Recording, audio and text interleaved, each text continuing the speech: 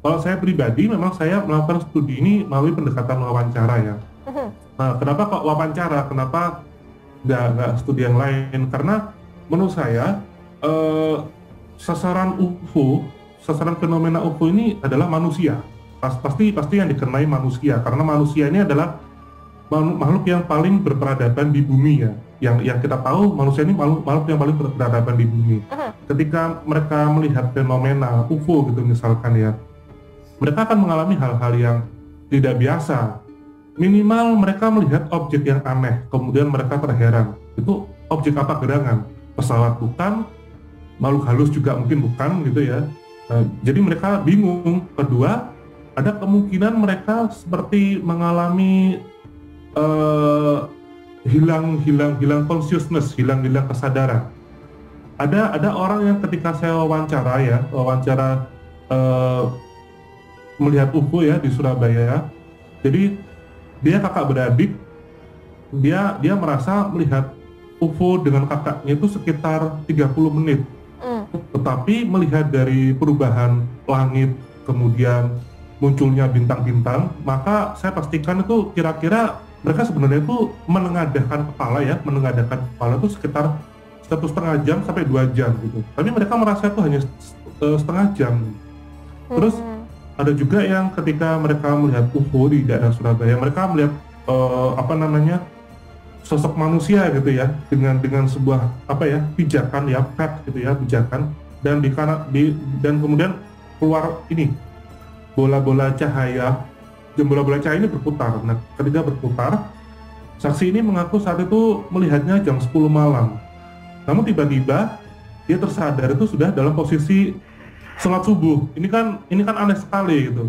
Jadi dia ada kesadaran yang hilang. Apa yang terjadi gitu? Apakah keluarganya juga tahu bahwa jam 10 sampai jam, katakanlah sholat subuhnya dia jam setengah 5 gitu ya. Setengah 5 apakah dia di rumah atau enggak? Nah, ini dia mengalami kesadaran yang hilang. Pokoknya dia tahu-tahu sadar itu sudah posisi sholat gitu. Padahal dia ingat betul, saat itu aku lihat UFO ini jam 10 malam. Kok tiba-tiba aku udah sholat subuh besok harinya gitu. Ini aneh gitu. Jadi saya melakukan pendekatan melalui wawancara seperti itu sih. Memang dalam sejarah per-UFO-an, UFO tadi kan kita membahas UFO yang jatuh di Roswell ya. Itu Roswell itu bukan satu-satunya sebenarnya itu. Jadi insiden Roswell itu bukan satu-satunya. Ada juga namanya itu insiden Aurora. Kemudian Aurora ini UFO yang jatuh di sekitar beberapa tahun atau berpuluh-puluh tahun sebelum Roswell gitu ya. Kemudian ada juga UFO yang ada di daerah Redesam Forest kalau nggak salah itu juga macam-macam UFO yang mendarat itu. Nah, mengenai bahannya apa, memang sampai sekarang masih menjadi misteri ya bahannya itu apa. Cuman beberapa hal yang saya tahu di dalam pesawat UFO ini itu kalau dari potongan serpihan-serpihannya tuh ya yang bisa kita temukan di buku-buku UFO atau mungkin di situs-situs terpercaya gitu, itu ada ukiran-ukirannya gitu. Ada ukiran-ukiran hurufnya. Jadi kalau menurut kesaksian orang-orang itu yang masuk ke dalam UFO maupun foto-foto UFO yang jatuh ya, itu biasanya tuh ada simbol-simbolnya gitu, di ruangan ini. Simbol-simbolnya tidak seperti huruf-huruf yang kita kenal. Oke. Cuman bahannya apa, saya pribadi belum bisa memastikan apa gitu bahannya. Biasanya tuh ya, kalau misalkan ciri-ciri video UFO yang hoax itu ya, UFO-nya itu selalu ditampakkan sangat jelas, selalu sangat ke tengah gitu ya, center ini seolah-olah si pembuatnya ini ingin meyakinkan bahwa ini loh ada UFO yang tertangkap jelas. Padahal rata-rata kalau video UFO yang misalkan real gitu ya, kayak kejadian di tahun 97 itu ada namanya itu Phoenix Light, itu cahaya misterius di kota Phoenix, Arizona. Itu ditengarai sebagai video yang real. Itu UFO-nya itu nggak center. Jadi nggak center, maksudnya ini frame video ya. Biasanya kalau yang palsu tuh dia harus ke tengah gitu, harus ke tengah dari frame. Terus kita perhatikan juga, misalkan video ini muncul di tengah-tengah kota ya, UFO-nya muncul di tengah-tengah kota. kita dengerin dulu, kita pasang telinga, kira-kira itu kita dengerin suara orang-orang heboh nggak sih lihat benda segede itu mencolok gitu ya, kemudian mengeluarkan sinar atau apa gitu. Biasanya kalau yang video UFO hoax itu udah videonya tiba-tiba ke tengah gitu ya, UFO-nya pas di tengah, central di frame, kemudian nggak ada reaksi yang normal sewajarnya ketika kita melihat benda terbang yang aneh gitu.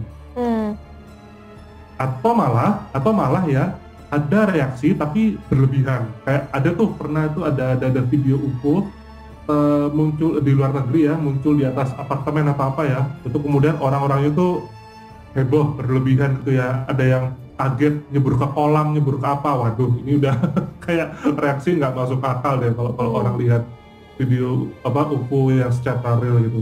Biasanya ya Mbak, paling gampang itu memang kita perhatikan kalau misalkan video ini hoax ya, biasanya sengaja dibuat video ini jelas gitu. Video ini jelas, lalu UFO ini, objek ini ke tengah dan bisa ke tengah pas tengah gitu, pas tengah dan bisa diikuti dengan mudah dengan kamera gitu. Itu biasanya hoax. Nah itu laporan UFO-nya itu mulai dari tahun sebelum 47 sampai mungkin 2000 mungkin 2007 yang barusan kami himpun ya. Tapi kami masih terus melakukan update lagi gitu. Jadi masih melakukan apa ya, pengumpulan data.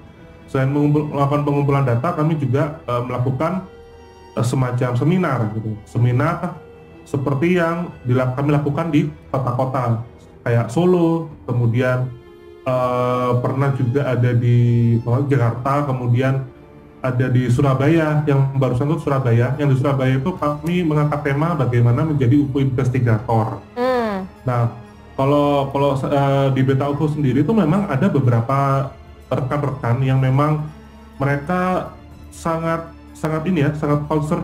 concern di beberapa studi UFO gitu. Jadi UFO ini adalah pembahasan yang sangat luas sekali pokoknya ya. Tadi seperti yang tadi saya bilang ya, ada asal usul UFO selain dari luar angkasa itu kan macam-macam dimensi lain, kemudian parallel universe, kemudian macam-macam gitu ya. Nah ini di Beta UFO tuh ada beberapa orang-orang memang expert di bidangnya.